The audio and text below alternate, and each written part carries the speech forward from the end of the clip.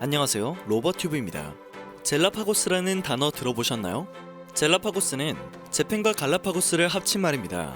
갈라파고스는 게이오기 주쿠 대학 교수였던 나스노 다케시가 처음 사용한 용어로 지역시장에 특화된 기술과 서비스, 제품이 발전되어 국제표준과 세계시장에 맞지 않게 되고 결국 기술력과는 상관없이 세계시장에서 고립되는 것을 뜻합니다. 자연스럽게 일본의 가전제품들이 떠오르는 용어이죠. 갈라파고스 현상은 어느 나라에서나 생길 수 있지만 유독 일본에서 두드러지게 나타나 젤라파고스라는 합성어까지 생겨나게 되었습니다. 1990년대만 하더라도 일본은 IT 분야에서 전 세계를 석권했습니다. 하지만 일본은 국제적인 표준을 무시하고 내수 시장에서만 통용될 제품에 집중하는 모습을 보였죠. 근거 없는 자신감으로 잘못된 판단을 한 일본은 결국 점차 세계 시장의 주도권을 잃기 시작하게 됩니다. 반대로 한국은 끝없는 기술력 개발로 세계 시장의 흐름을 빠르게 따라갔습니다.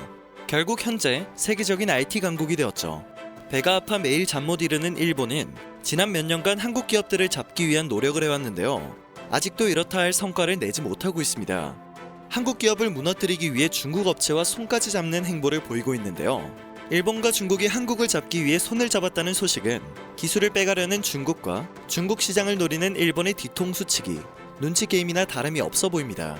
어쨌든 일본에서는 최근 갈라파고스 현상이 더 심각하게 나타나고 있습니다. 전 세계가 같은 방향으로 발전해 나가고 있는데 일본은 독자적으로 이상한 노선을 자꾸만 선택하고 있는 것인데요.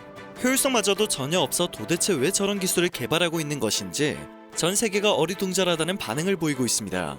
일단 최근 전 세계에서는 노동력과 인건비를 해결할 해결책이 필요해 무인 계산기를 설치하는 등의 조치를 취하고 있습니다.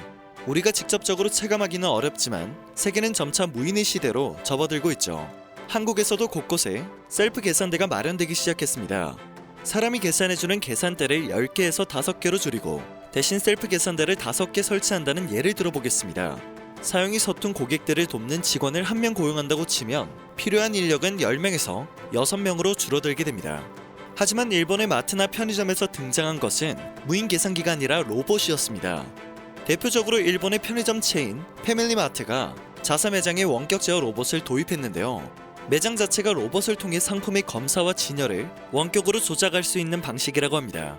일단은 효율성 검토에 들어갈 예정이며 2022년 이후부터는 아예 전체 매장에 로봇을 비치할 계획이라고 하네요.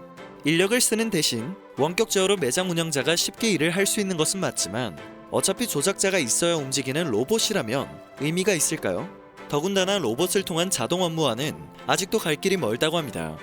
로봇이 선반 위에 한 개의 물건을 놓는데 걸리는 시간은 8초라고 하는데요. 사람의 경우 평균 5초밖에 소요되지가 않습니다. 또 아직 플라스틱 병과 라면 등 30개 품목만을 다룰 수 있다고 합니다. 향후 로봇의 속도를 향상시키고 다룰 수 있는 아이템 숫자도 늘릴 것이라는 발표를 내놓긴 했지만 이런 방법으로 인건비 절감이 과연 가능할까 싶습니다. 30개 품목을 가지고 효율성을 검토한다는 것도 사실 어불성설이 아닌가 싶은데요. 그 정도 품목으로 효율성을 검토할 거면 그냥 자판기를 두는 게 나을 것 같다는 생각도 들지 않나요? 그렇다고 나머지 나라들이 로봇 개발에 손을 대고 있는 것은 또 아닙니다.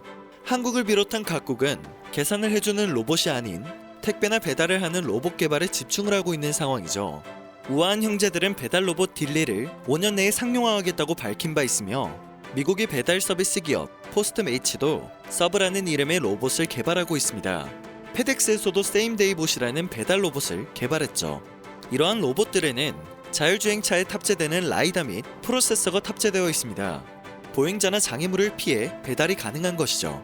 더불어 전 세계는 드론을 이용한 배송 시스템에 일찍이 관심을 가지고 활발히 상용화를 추진하고 있습니다.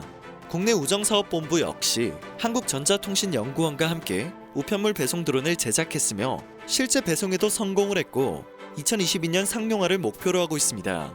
전 세계의 흐름과 일본의 흐름이 조금 다르다는 것을 알 수 있는 부분입니다. 두 번째는 대기열 해결책입니다. 이것도 노동력과 인건비 절감이 연결되어지는 부분이죠. 많은 나라들은 키오스크를 해결책으로 내놓았습니다. 키오스크를 이용해 메뉴를 주문하고 대기 순번을 받기도 하는데요. 일본은 뜬금포로 자리 이동 대기열 의자를 개발했습니다. 일렬로 의자가 줄처럼 나열되어 있고 맨 앞 사람이 일어나 매장 안으로 들어가면 빈 의자가 줄이 맨 뒤로 이동하고 그 다음으로 입장할 사람의 의자가 첫 번째 자리로 이동하는 것이죠. 대기열이 해결되기는커녕 자리만 더 차지하는 모습이었습니다. 또한 인건비 아끼려다가 전기세가 더 많이 나올 것 같다는 생각이 드는 모양새였는데요. 대기열 의자의 영상을 보고 있자니 어이가 없어 80년대 90년대 그린 상상화를 실현하는 것이 일본의 진짜 목표인가 하는 의구심까지 들었습니다. 또한 현재 세계는 삼성페이와 애플페이 등을 사용해 스마트폰으로도 카드 결제까지 해결하고 있는데요. 일본은 여전히 카드 자체의 사용이 불가능한 매장이 많은 상황입니다. 그나마 이번 바이러스 감염증 사태로 QR코드 결제 가맹점이 늘어났다고 하네요. 쓸데없는 장인 정신에 집착하다 보니 일본이 기술 발전의 방향성을 잃은 것이 아닐까 하는 생각도 들었습니다. 아날로그를 고집하는 것도 어쩌면 같은 맥락일지 모르겠습니다. 갈라파고스는 정치적 요인이 작용하기 쉽습니다. 정치 권력이 다른 사회 분야를 완벽하게 통제 가능한 국가의 경우 가속화되기 쉽죠. 상대적으로 구시대적인 형태가 많이 남아있는 나라가 여기에 해당되는데요. 실제로 일본이 구시대적인 봉건 영주 세습에 충성을 다하는 느낌이 강하게 남아있다는 점이 흥미롭습니다. 모쪼록 점점 도태되고 있는 것을 인지하고 효율성 1도 없는 고집은 이제 버려야 할 때가 아닌가 싶네요. 오늘 전해드릴 소식은 여기까지입니다. 마지막까지 시청해주셔서 정말 감사드립니다. 전 세계의 소식을 이해하기 쉽게 풀어드리는 로버튜브가 되겠습니다.